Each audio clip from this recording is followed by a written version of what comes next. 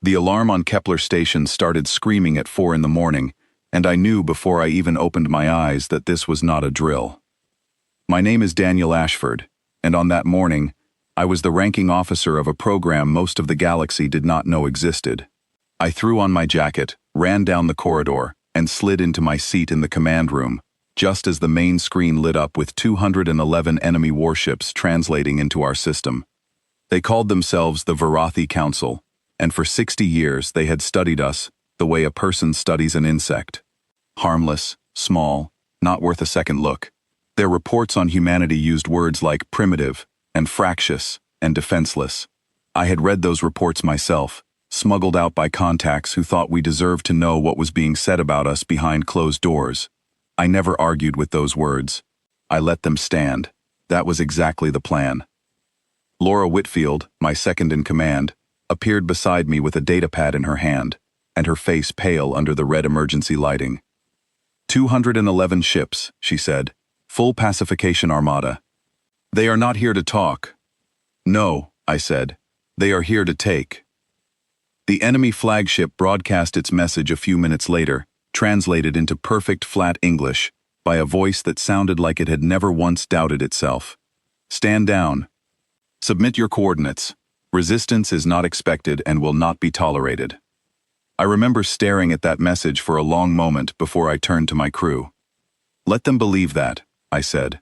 Let them believe it right up until the very last second. For 60 years, we had let the galaxy believe humanity had nothing. No real fleet. No weapons worth cataloging. What we actually had was buried in the asteroid belt, hidden inside mining rigs and cargo haulers that looked, on any outside scan, like nothing more than ordinary rock crushers and ore freighters. 40 years of quiet work. 40 years of engineers like Peter Doyle and Grace Milton pouring their lives into something the rest of the galaxy was never supposed to see coming. Grace was on comms that morning, headset clamped over her curly hair, eyes locked on the tactical display. Sir, they are holding formation at the edge of the system. Lazy spacing. They are not expecting a fight. Good, I said. Let them stay comfortable a little longer. The Armada drifted closer, unhurried, exactly the way a much larger animal walks toward prey it has already decided is too weak to run. Their ships spread out in a wide net formation, designed to box in any escape routes, though escape was never our plan. Running was never on the table. We had spent 4 decades building something else entirely, and today was the day it would finally prove itself. I watched their formation numbers scroll past on my screen. 211 hulls, 4 different species crewing those ships, veterans of wars that had reshaped entire star systems. Every one of them had been told the same thing about humanity. Nothing to fear. Nothing worth respecting. 90 minutes, Peter told me. That was how long it would take the enemy fleet to drift into range of the system we had built. 90 minutes of silence, of waiting, of watching a red wall of ships creep toward the very edge of what we were about to unleash. Those 90 minutes were the longest of my life. I stood at the window of the command room, looking out at the stars, thinking about my grandfather, who used to tell me that humanity had spent 10,000 years fighting itself, long before it ever met another species among the stars. He used to say that history does not forgive the careless, and it does not forgive the arrogant, and any enemy who mistakes patience for weakness is an enemy who has already lost. At minute 91, the enemy picket ship called the Ashen Veil stopped transmitting. There was no explosion, no debris, no flash of light on any sensor in the system. One moment the ship sat clearly on every scope in the room, a solid glowing marker with a full crew complement and active engines. The next moment, it was simply gone, and every other ship in that armada was suddenly asking each other, over open channels we were quietly listening to, whether anyone still had a lock on it. Nobody did. I felt my own heartbeat pounding in my ears as Laura leaned over my shoulder and whispered, "It worked." "Wait," I told her. "Watch." 2 minutes later, a second ship called the Halvoran Reach vanished the same way. Then a pair of escort vessels flanking the enemy flagship dropped off every scope within 3 minutes of each other, silent as a held breath. Their formation, once so calm and confident, started to break apart. Ships drifted out of position, Commanders barked orders over channels that grew more frantic with every passing minute, because the humans they had been told to ignore were not firing a single visible shot, and yet the numbers on their own boards kept shrinking. By the 4th hour, we had taken 40 ships from that armada without a single flash of light or a single explosion that any outside observer could have detected. My crew stopped cheering out loud, somewhere around hour 6, not because the mood had dimmed, but because we had learned to manage excitement carefully when it climbed that fast. Nathan Cole, one of our youngest technicians, kept glancing at me for reassurance every time another marker blinked out, as if he needed to hear me say it was real before he believed his own screen. "It is real," I told him. "Keep working." By hour 9, the enemy flagship finally understood what was happening to its fleet, and it broke formation entirely, engines flaring as it turned hard toward the very translation point it had entered through. I watched its commander's voice come through on an open channel, no longer calm, no longer certain, demanding to know what weapon we were using against them. We were not using a weapon, not in the way they understood the word. I will not describe the exact nature of what we built, because some things a species earns the right to keep quiet about, and this is one of mine. What I can tell you is what it was not. It was not a bigger gun. Every species the Council had ever encountered solved the problem of being underestimated by building a bigger gun, and every one of those species eventually got measured, studied, and planned around accordingly. Bigger guns get noticed. Bigger guns get countered. We built something quieter, a system, spread across dozens of hidden platforms in our asteroid belt, capable of reaching out into space and simply removing a ship from where it was, one vessel at a time, calm and unhurried, exactly as unhurried as the formation the enemy had shown up in that morning. No wreckage, no flash, no warning beyond the sudden absence of a contact that had been solid a moment before. Laura once asked Peter, back when the system was still half-built and covered in loose cabling, what would happen to a ship once it was taken. Peter just smiled and said, "Some questions are better left for the history books to answer, long after the war that made them necessary was over." The enemy flagship never reached the translation point. I watched its marker blink once, twice, and then vanish along with everything else, and for a moment, the entire command room went completely silent. 211 ships, thousands of soldiers who had never once lost a war before that morning, gone from our system in less than 10 hours, without a single visible flash of combat that any outside witness could have recorded. Grace was the first to speak. "Sir, Sol system is clear. No enemy contacts remain." I nodded slowly, still staring at the empty display where 211 markers had crowded the screen only hours earlier. "Log the time," I said. "Every second of it. History will want to know exactly how long it took." Word did not travel quickly at first. The Council, we later learned, spent almost a full week refusing to believe their own reports. Fleet commanders who had built entire careers on decisive victories against far larger enemies simply could not accept that an entire armada had disappeared into a system belonging to a species they had rated as harmless. Some of their analysts suggested a hidden ally had intervened on our behalf, some unseen and more powerful species using humanity as a shield. Others suggested equipment failure on a scale never before recorded, an entire fleet crippled by some strange cosmic accident that struck 211 ships in careful sequence. None of them considered the truth, because the truth did not fit the story they had spent 60 years telling themselves about us. 3 weeks after the Armada vanished, a single unarmed vessel translated into the very edge of our system, moving with the kind of caution that told me everything I needed to know before a single word was exchanged. It carried a council emissary named Illyra Vance, though I later learned that name was itself a translation, chosen to sound familiar and unthreatening to human ears. A small courtesy that struck me as almost funny given the circumstances. I met her aboard Kepler Station myself, in a quiet room with a long table and a single window, looking out over the same stars that had watched our Armada disappear. She walked in slowly, her eyes moving across every corner of the room, as if she expected the walls themselves to swallow her the moment she got comfortable. "Commander Ashford," she said, her voice careful and measured. "I have come on behalf of the Council to ask what happened to the third pacification Armada." I gestured for her to sit. She did, though she kept her hands folded tightly in her lap the entire time. 211 ships, I said. Crewed by soldiers, your council trained to win wars against enemies far larger than mine. They arrived here with an ultimatum. They left as an absence. We need to understand the nature of the weapon used against them, she said. Every survey report we possess describes your species as lacking any significant capability. Those reports were wrong, and my council needs to know how wrong. I thought for a long moment before answering, choosing my words the way a person chooses stones to cross a river, careful not to slip. Your reports were not entirely wrong, I told her. We do lack the kind of weapons your council knows how to measure. No orbital cannons, no warp-capable battle fleet sitting in open space for your scouts to count. Everything you were told about our visible capability was true. Then how, she started, but I raised a hand gently and she stopped. You measured what we let you see, I said.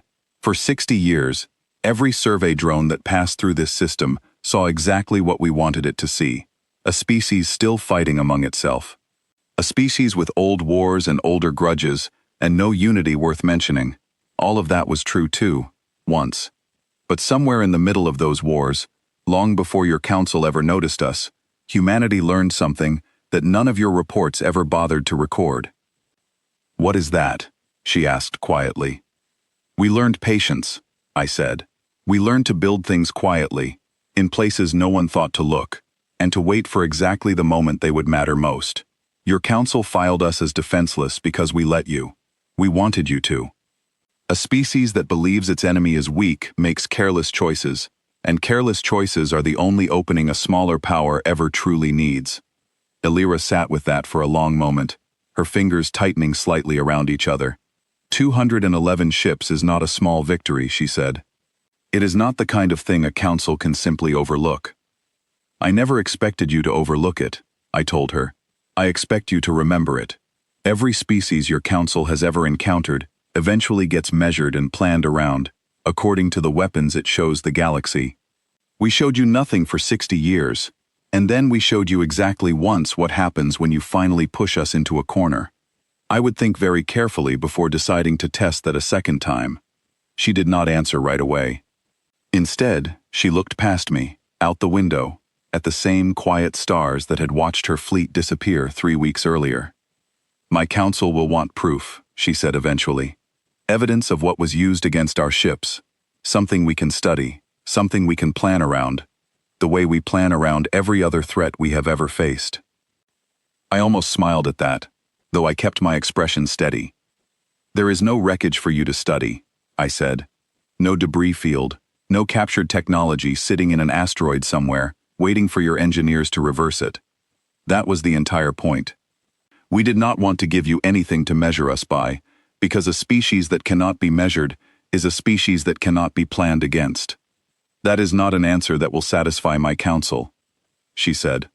It is the only answer you are going to get, I told her, though I said it gently, without any edge in my voice. You did not come here today to receive a weapon specification. You came here because your council needs to decide, once and for all, whether humanity is worth the cost of testing again. I am telling you plainly, so there is no confusion later, that the cost will always be higher than you expect. She left Kepler Station less than an hour later, her single unarmed ship translating back out of our system the same cautious way it had arrived. I stood at the window and watched her go, thinking about my grandfather again, about patience and history, and the particular danger of underestimating anyone who has learned to wait. In the weeks that followed, the story of the vanished Armada spread through council space the way fire spreads through dry grass, faster than any official statement could contain it. Some species reacted with disbelief. Others reacted with something closer to fear, quietly reconsidering trade routes and border agreements that had once assumed humanity was a fixed point on the map, easy to plan around, easy to ignore. Laura found me on the observation deck one evening, a cup of coffee in each hand, and passed one to me without a word. We stood together looking out at the stars for a long while, before she finally spoke. Do you think they will come back? She asked. Eventually, I said. Someone always does. Fear fades faster than pride does. and pride has a way of convincing people that the last lesson does not apply to them. And if they do come back, I thought about the quiet platforms scattered through our asteroid belt, still humming with power, still waiting, and about the decades of work that had gone into building something the galaxy was never supposed to see coming a second time either. Then they will learn the same lesson twice, I said. And the second time, I doubt anyone will need 3 weeks to understand what happened. Grace joined us a few minutes later, still carrying the same data pad she had used the morning of the attack, though her hands no longer shook the way they had that day. She looked out at the same stars we were watching and let out a slow breath. "I keep thinking about the moment the first ship disappeared," she said. "How quiet it was. No sound, no warning, just gone." "That was always the plan," I told her. "A species that has spent 10,000 years fighting itself learns eventually that the loudest weapon is rarely the most effective one. We wanted the galaxy to underestimate us for exactly as long as it took to make that mistake matter." Peter arrived last, wiping grease from his hands with an old cloth, looking more tired than I had seen him in months. He had spent every one of those 40 years building the very system that had just rewritten how the rest of the galaxy would think about humanity, and I could see in his eyes that even he was still catching up to what it meant. 40 years, he said quietly. 40 years of people telling me it would never matter, that no one would ever come looking for us, that we were wasting our lives on something that would sit unused in the belt forever. It mattered, I told him. It mattered more today than any of us could have guessed when we started. He nodded slowly, folding the cloth and tucking it into his pocket. "What happens now?" he asked. "Do we go back to hiding, or do we let them know what else is out there?" I considered the question for a long moment, watching the stars turn slowly overhead, the same stars that had watched 211 ships vanish only weeks earlier. "We let them wonder," I said. "A species that knows exactly what it is facing can plan around it. A species that only knows what it lost, without ever understanding how, spends the rest of its history looking over its shoulder." I think that is a far more useful lesson than anything we could put into a report. Nathan joined the group a little while later, still young enough that the excitement had not fully drained from his face, though he had grown quieter and more careful in the weeks since the Armada disappeared. He looked at each of us in turn, before finally asking the question I suspect had been sitting in his mind since that very first morning. "Were you ever afraid?" he asked me. "When they arrived, 211 ships against everything we had built. Were you ever afraid it would not work?" I thought back to that morning, to the 90 minutes of silence before the first ship vanished, to the weight of watching an entire armada drift closer, with nothing but patience standing between my people and whatever came next. "Every second of it," I told him honestly. "Fear does not disappear just because you have a plan. It sits beside you the whole time, reminding you exactly how much is riding on every choice you make. The difference is not whether you feel it. The difference is whether you let it decide what you do next." He nodded slowly, and for a moment, none of us said anything at all, content simply to stand together and watch the stars turn overhead, quiet and steady, exactly the way they had turned on the morning everything changed. I still have the old badge from those early years, the one that used to identify me as a liaison to a council that believed my species had nothing worth fearing.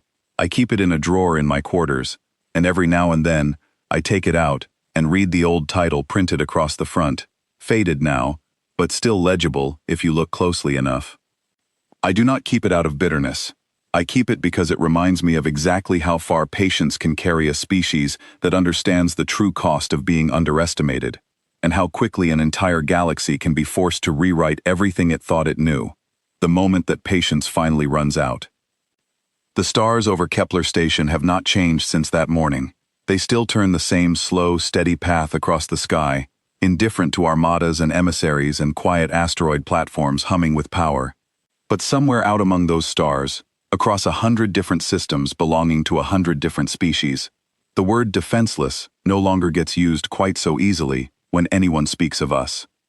And that, more than anything else we built in those 40 quiet years, is the victory that has always mattered the most.